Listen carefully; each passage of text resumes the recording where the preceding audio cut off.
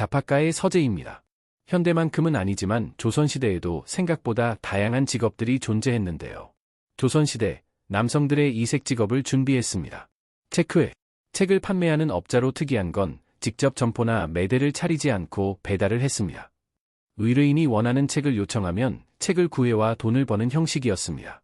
조선에선 책에 대한 단속이 매우 엄격해서 금서를 읽거나 소유하다 들키면 극형에 처해질 수 있었지만 책에 대한 열망으로 생겨난 직업이었습니다. 조선시대의 책의 가치는 오늘 9만 원에서 10만 원 사이였고 구하기 힘든 책이나 금서면 가치가 더욱 올랐기에 책회들은 큰 수입을 올렸습니다. 대립군, 돈을 받고 군역을 대신 해주는 사람들로 이런 일을 대립질이라 했고 대립군 또는 대립군이라 했습니다. 일반인 대신 군에 복무하기도 했지만 직업군인이 사정이 생겨 자리를 비워야 하는 경우 품삯을 받고 대신 근무해주는 아르바이트 형식으로 하는 경우도 있었습니다. 중노미, 주막에서 고용한 남성 머슴으로 식사 준비, 청소, 나무 패기 등 온갖 자비를 도맡아서 했습니다.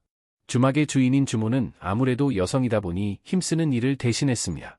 월천꾼, 교량이 없는 하천을 건너 짐이나 사람을 옮겨주는 직업이었습니다. 키가 크고 건장한 체격이어야 했기에 아무나 할 수 없는 직업이었습니다. 선접군, 과거 시험에서 미리 와서 자리를 대신 맡아주고 의뢰인이 오면 자리를 내주는 일이었습니다. 산원, 조선시대의 회계 전문 공무원으로 신분상 중인들이었고 잡과인 산술과를 통해 선발했습니다. 관직이었지만 녹봉은 낮은 편이었습니다. 보발꾼, 급한 소식을 말을 달려 알려주는 일은 기발 또는 파발이라 했고 보발은 순전히 자신이 두 다리로 달려서 소식을 전하는 일이었습니다. 보발꾼은 발걸음이 빠른 이들이 주로 맡았고 신분상 역졸이 이를 당담했습니다. 산척, 산척은 사냥꾼을 의미합니다.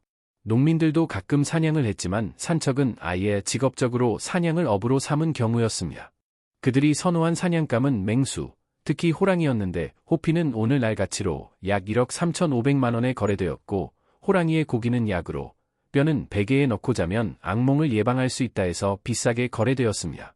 산척들은 체력이 좋고 사격술에 능해 전시에 징집되어 정예병력으로 활약했습니다. 겸인, 양반댁에서 대소사를 처리하고 머슴, 노비들을 부리며 일을 시키는 총괄집사입니다. 양반의 일을 대신해주는 경우가 많아서 글을 읽고 쓸 줄 알아야 했으므로 상당 학식이 있어야만 할 수 있는 전문직이었습니다. 매품팔이, 태형이나 장형에 처한 사람의 매를 대신 맞아줘서 돈을 받는 사람들입니다. 당연히 빈민들이 이런 일을 했고 고객들은 주로 양반이었습니다. 악공, 궁중에 소속된 전문 음악가로 당담관청인 장학원 소속이었습니다. 원칙적으론 공노비였으나 양인 중에 음악에 재능이 있는 자들도 활동할 수 있었습니다. 악공들은 세습직이었고 50세가 되면 은퇴하였습니다. 오작인, 오작사령이라고도 불렀습니다. 이들은 관아에 소속되어 범죄가 의심되거나 의문스런 죽음을 당한 시신을 검사하고 사망 원인을 밝혀내는 전문 부검인들이었습니다. 역병이 돌면 시신을 처리하는 역할도 맡았습니다. 숙수, 조선의 남성 전문 요리사들로 숙련된 손을 뜻하며 조리와 음식에 능한 사람을 말합니다. 국가의 공식직은 아니지만 관청 소속 직책에서 요리 담당으로 활동하거나 민간에서 숙련되면 숙수로 인정받았습니다. 숙수들은 비밀스럽고 정밀한 조리법을 후손들이나 제자에게만 전수했습니다.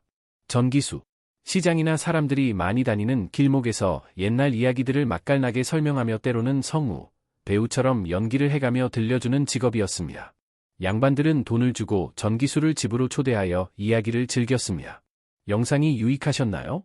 구독과 좋아요는 영상 제작에 큰 힘이 됩니다. 감사합니다.